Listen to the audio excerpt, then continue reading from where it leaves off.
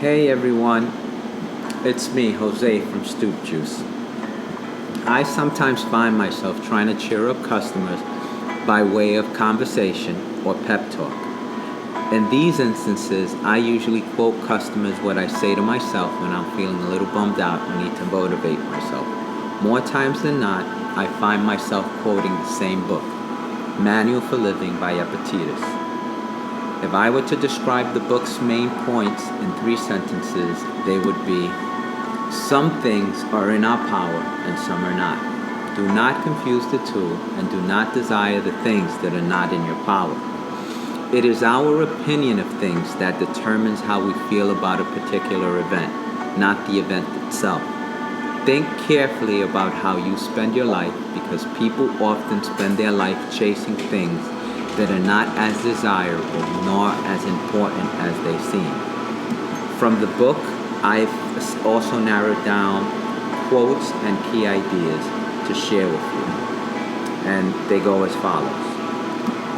Some things are in our power and some are not. Examples of things not in our power: reputation, power, and things that are not our own act. Remember, if you think that things that are in the power of ours to be in our own power, then you will be hindered, you will be frustrated, and you will be annoyed. If you desire to do great things, then remember that you must give your full attention, not just mild effort, and leave many other things alone for the time being. Before setting sight on a goal, make sure that said goal is within your power.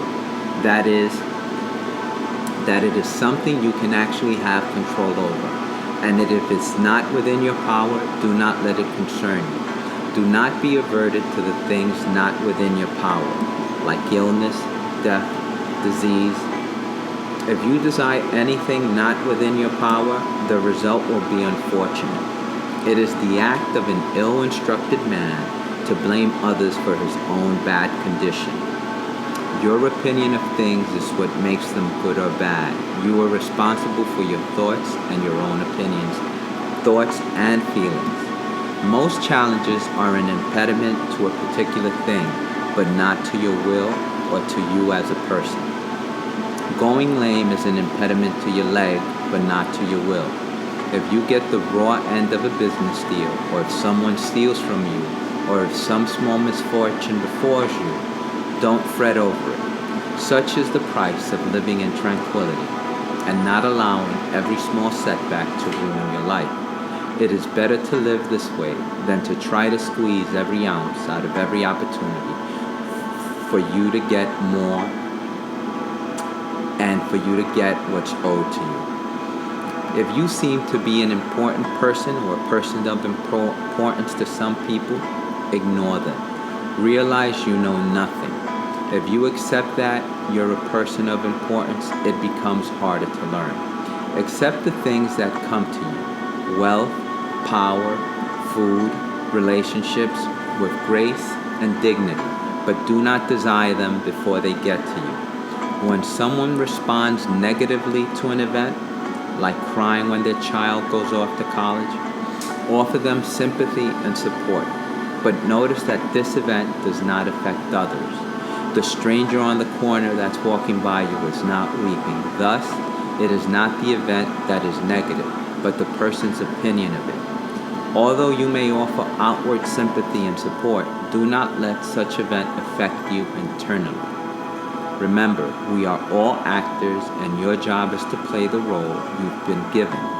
You do not control the role you were born into. You only control what you do with your role and how well you play it. Each day, keep in mind that death can be close to you. By so doing, you'll be in the moment and value your time. Which would you rather have, money or a faithful and modest friend? Observe both the things that come first and the things that follow. You can't just look at someone competing on an Olympic stage and desire that. You must also look at the practice, the effort, the time, and the sacrifice that came before the result. If you consider all what is required for a task and then still wish to do it, only then should you proceed. because you will probably understand what it is required.